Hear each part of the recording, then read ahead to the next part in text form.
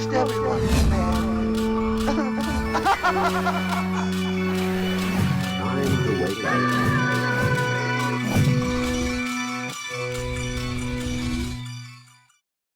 So, haven't gotten to be on here for a while. It's been really, really cool. We have so many different updates, but today I want to dive into the wonderful world of like boundaries and kind of share with you some really big, you know, things that we've integrated into our life in the past like 3, 4, 5 years and how it's played out. As we've learned about boundaries, something that we've just have been teaching about online for a really long time. We've always said in a safe space you can heal and you can grow. And for us with like our parts, we've really recognized things. And it's this. So you know, if you've been like within the Zen Den or the tribe for many years, how our healing journey has been through parts. And for some time there were so many parts of us Gecko out that lacked a lot of boundaries. Those younger parts, a lot of them unfortunately lacked a lot of boundaries, and that was who they were. And so as those parts were out, we learned a lot more. We learned, the reasons as to why they'd be out, as to why, if there's an outside trigger. We learned boundaries of being online, boundaries of strangers, like every type of boundary that we could freaking have thought about, we had to learn. We learned about people that were unsafe, that posed as being safe. We had to learn like trusting people, not just online, but like in our everyday life. We learned that also, that really, because we learned about having such a foot in our present moment. We've always had feet in the grass for a while. For a while we didn't. Our only safe space was online, which was created to be the most unsafe space we could ever possibly be in. So because of that, we created a safe space in our everyday life with actual people. We gathered with people, we do drum circles, we go on trips with people, we do family dinners with people, we go hang out with people. Like, people will invite us over for like Friendsgivings, Thanksgivings. We do like meditations and stuff with people, where this little device is not in the palm of our hands every day. It's not our everyday life. That we have more within Gecko, which has been the most beautiful thing, is actually having and building community outside of this phone screen over the past 4 or 5 years, like in unimaginable, beautiful ways, like that we call family. And it taught us, especially even in those realms, it taught us about boundaries. Even in those realms, first we had to learn like the openness of our parts. Yes, they were very open online, but they were also very open in person. That didn't change. That was a part of us. We learned that those parts, they like lacked the ability to realize like their own bodily autonomy of like saying like no, like they don't want to be hugged or to be touched. But for a while everybody would just come up to us, they would hug us, they would embrace us, which is like such a beautiful thing, cool. But we can't have that as an excuse for people kind of not seeing you as a person. And I realized that the more that we worked on those parts, the more that those parts of Gecko, as they kind of went back, and they will come out in very specific moments of our everyday life when we need them. It's so personal that it's not like uncontrolled in an area on a phone as a grown 30-year-old now, which has been very incredible. So as those parts were learning, they would kind of, get pulled back because we were working with our psychologist and learning about boundaries, learning that things weren't safe, learning that it's not okay for people to just touch you without asking questions like, hey, or we've learned boundaries of like, we actually have really thick boundaries, like with conversations, how we want people to address us that are close to us. That created a space of energy. Let's try to continue this on. We learned that the energy that we were radiating in our everyday life literally was bringing in the energy that we needed. Every thought, feeling, desire, and want that we had to energetically put out.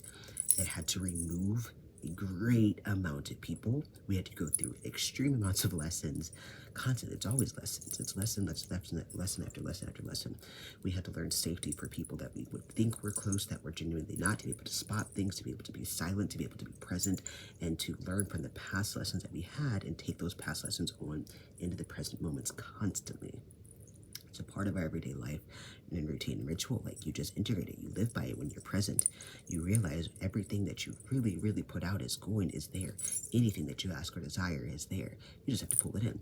And then people, in the process, people would speak and say, well, you have this ego, you have this thing about you, and whatever. But realizing that these people no longer had access to us in the ways that we were open to, or had a lack of boundaries, that those parts of us that were out within Gecko, like, like that they didn't have access to those parts of us, because parts of us that were aware and present and working on the mind, the body, and the soul and the spirit, while integrating the parts of our brain and doing parts work with our psychologist, as we still continue to do, those parts were coming to the forefront and realizing, wow, as nice as this is to have great people, it's great to have great people in our life, but it's not great to have people that don't respect you, your space, or your boundaries, or very specific things about you. I was like, whoa, this is really, really big. So, as we have integrated over the years, like, you would think that I'm a person that just doesn't people, and it's so wild because, for example, like online, we can instantly see where a person is by the way that they respond to you. We can instantly see where their heart's at, where their energy's at, what they want to desire, what they think that they can get out of you. For example, like, people have gotten mad about our healing journey in the past. They have said things like, well, then you must be lying because I don't see this part of you. First off, you're disgusting, to even try to advocate for somebody to stay in a place of an unsafe mental health situation. And that's what people do when they would say things like that. It's like, you're gross. Like, I see you right away. You want me to present a way for you to give you certain forms of validation, whatever that is, whatever sick ways that people have, they want those things. When I see people respond to healing in a negative way, when they want you to revert back to where you're at, I instantly know that that person's not safe. That is a person that lacks their own boundaries, that they are wanting, they want control over people. That is an abuser. That is a person that is unsafe, especially through a phone screen. When you don't know them, it's like, you don't know these people. Like, in our brain back in the day, those parts would do things for people because they were serving people, like they were in their trauma, so it would be easy to do things for people. If somebody told me to jump, or told those parts to jump, we'd be like, okay, how high? Like, those parts are like, okay, we're ready for the next thing. That's not safe. It is, first off, I don't know who you are as a person. You don't know me. You've never known me. Absolutely not. Back off. You are not safe. Do not come into my space. You're not welcome in. Like, it's just weird.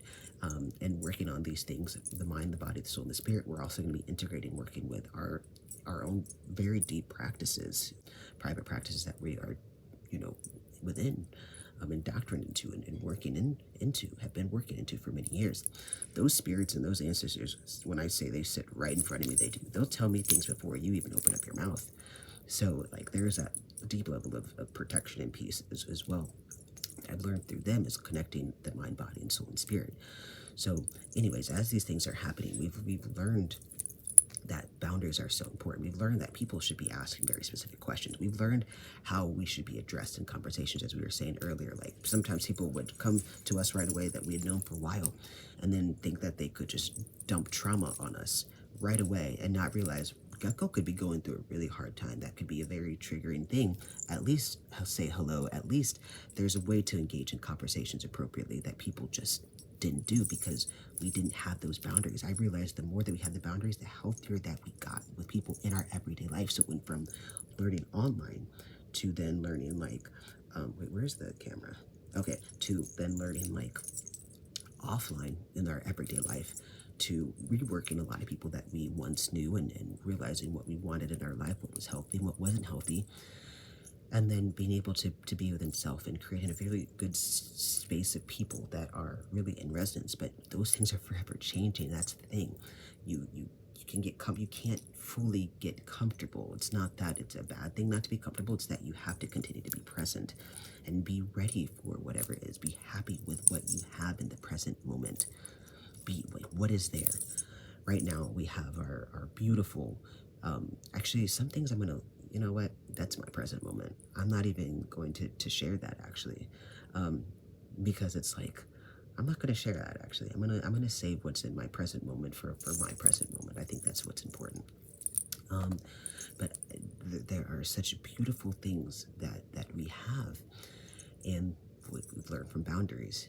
A lot of people just do not, I feel as though a lot of people lack those things for themselves. They could never know. Sometimes it could feel very lonely and isolating because, like, people are at such different places in their life and in their journey. I want to say journey of life, self-path discovery, their journey of their own journey of self-discovery this lifetime. Whatever words to use, I don't know what words to use.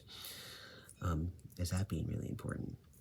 So, yeah, it's been really, really interesting. The more that you are grounded in your world and reality, the more that you realize that you need for yourself. And like I was saying with those parts, Those parts are for me. As we pulled those parts in more, we saw a crowd of people in a lot of spaces in our actual world and reality, in our online world and reality, that would address us very differently when we kind of stood with a please don't, like, no, not right now, like, we're not doing that.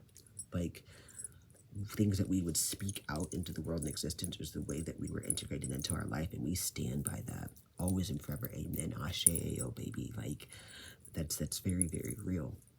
We don't speak things, and we don't speak things into existence for no reason. That's why we're careful with how we speak to each other, ourselves, like how you speak about yourself in the mirror, your everyday life, like that all plays a role. It really, really does.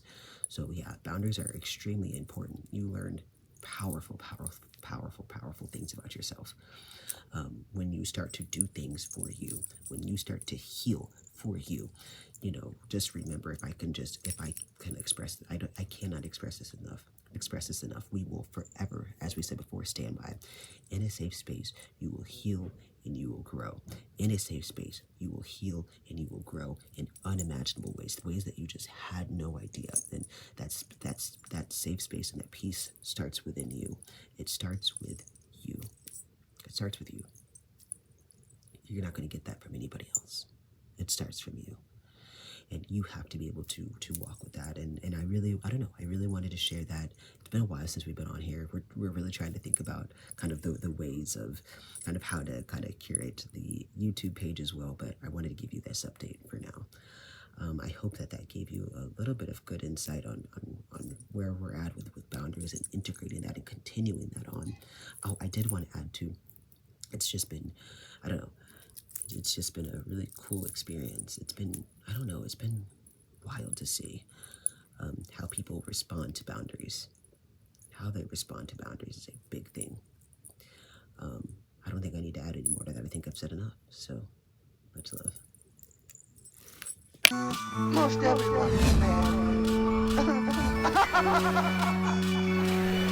Time to wake up.